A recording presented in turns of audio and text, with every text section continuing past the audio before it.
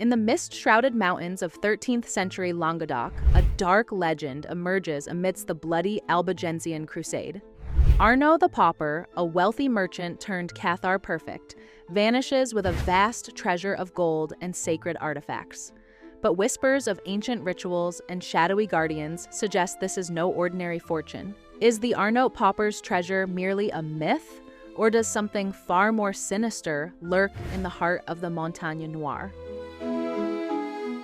Welcome to the haunted lands of Languedoc, where the echoes of a dark age still linger in the stones. Our story takes us back to the early 13th century, when the Catholic Church launched a brutal crusade to eradicate the Cathar heresy. Amidst this bloodshed and persecution, one figure stands out: Arnaut the Pauper, a man who sacrificed wealth and status to embrace the ascetic life of a Cathar Perfect. But as the Crusaders closed in, Arnaut gathered a fortune in gold and holy relics, disappearing into the foreboding Montagne Noire with a brotherhood of 13 followers. What happened next has become the stuff of dark legend, tales of ancient rituals, cursed treasure, and ghostly guardians that stalk the mountains to this day. Join us as we delve into the mystery of the Arnaut Pauper's treasure, a tale that intertwines the depths of human greed, the heights of spiritual devotion, and the timeless allure of the unknown. But beware, for those who seek this treasure rarely return unscathed, if they return at all. The year was 1209, and the night was dark as pitch. In a hidden cave deep within the Montagne Noire, 13 robed figures gathered around a flickering fire. At their center stood Arnaut, his once rich garments replaced by the simple wool of a Cathar Perfect. "Brothers," he said, his voice echoing off the damp stone walls, "the shadow of the cross falls heavy upon us. The Crusaders will not rest until our faith is ashes, but we shall not let our holy relics fall into their blood-stained hands." With those words, he unveiled a treasure that glittered in the firelight. Gold chalices, jeweled reliquaries, ancient texts inscribed on vellum, the wealth of ages, the heart of the Cathar faith, all gathered in this secret place. But as the brothers prepared to hide their treasure deep within the mountain, Arnaut revealed a darker purpose. From his robes, he drew forth a crumbling manuscript and began to read aloud in an archaic tongue. As the words echoed off the stones, the air grew thick and cold, and the shadows seemed to lengthen. "Tonight," Arnaut intoned, "we bind our souls to this place, to this treasure. We shall be its guardians in life and in death. Let none disturb our sacred charge, lest they face the wrath of the 13. As the ritual reached its climax, the brothers began to chant, their voices rising in an unearthly chorus. And then, in a flash of blinding light, they were gone. Only the treasure remained, glittering in the darkness, waiting for those foolish or brave enough to seek it out. In the centuries that followed, many sought the Arnaut Pauper's treasure, drawn by the lure of wealth and the challenge of the unknown, but all met with tragedy or madness. The first documented attempt came in 1276, when a band of mercenaries followed a trail of cryptic clues to a hidden cave system.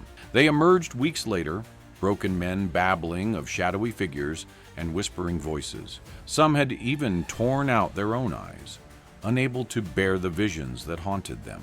In 1342, a Dominican inquisitor named Father Bernard de Castanet mounted an expedition to claim the treasure for the church. His journals tell of unnatural phenomena: spinning compass needles, cold flames, and the constant sensation of unseen watchers. The expedition ended in tragedy when half his men vanished in the tunnels, their screams echoing through the mountain for days. But perhaps most chilling is the tale of Marie de Negre, a local shepherdess who claimed to see 13 ghostly figures walking the mountain ridges on certain nights. When she tried to approach them, they turned to reveal faces of shadow. Marie herself vanished shortly after, though villagers claimed to hear her voice on the wind, warning others away.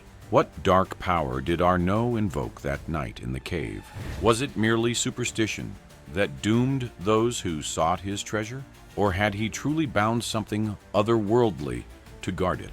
Scholars and skeptics have long dismissed these tales as medieval fancy, yet the mountain keeps its secrets. And those who probe too deeply into the mystery of Arnaut's treasure often find themselves drawn into a labyrinth of strange dreams, eerie coincidences, and the unshakable feeling of being watched by unseen eyes. But what if the real mystery of the Arnaut Pauper's treasure lies not in the gold and relics, but in the man himself? Arnaut was no ordinary merchant, after all, but a Cathar Perfect, one who had renounced the material world as corrupt and illusory.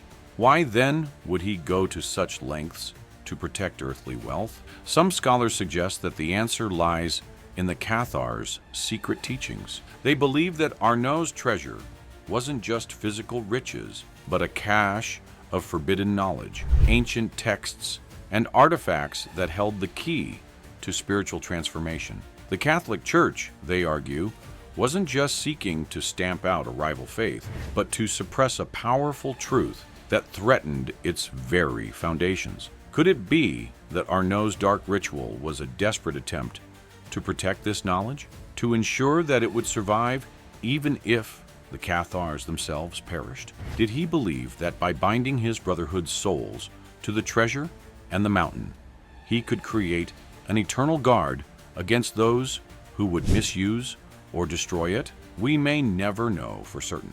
The Montagne Noire guards its secrets well, and those who have come closest to unraveling them have often paid a terrible price. But one thing is clear: the legend of the Arnaut Pauper's treasure is more than a tale of hidden gold. It is a testament to the power of faith, the lure of the unknown, and the lengths to which some will go to protect what they hold sacred.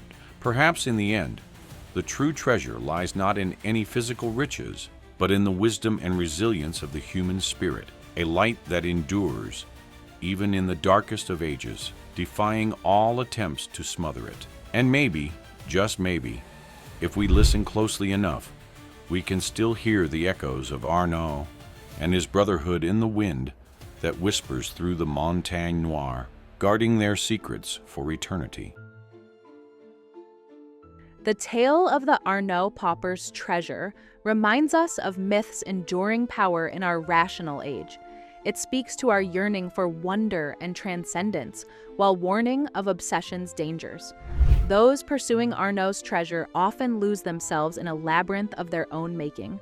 Perhaps some mysteries are meant to be marveled at, not mastered. The true treasure may be recognizing our limits and embracing mystery without being consumed by it. Let the Montagne Noire keep its secrets, while we find our treasure in life's simple miracles. In a world fixated on wealth and facts, the most precious treasure may be our capacity for wonder and belief in something greater. Attention treasure hunters, ready to seek the legendary Arnaut Pauper's treasure?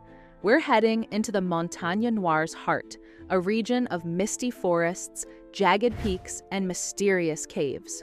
Our journey begins in Lastour village, once Cathar territory with ancient strongholds still visible on the cliffs. After a night in a stone inn, we'll trek deep into the mountains, following Arnaut's trail. Watch for symbols carved in rocks, clues, or warnings, depending who you ask. The highlight, a candlelit descent into the very caves where Arnaut and his followers reportedly vanished. While I can't promise gold or relics and strongly advise against taking souvenirs, I guarantee an unforgettable experience. Even if you don't uncover ancient treasure, remember, sometimes the real treasure is the thrill of the hunt itself. Ready to venture into the misty heart of the Montagne Noire?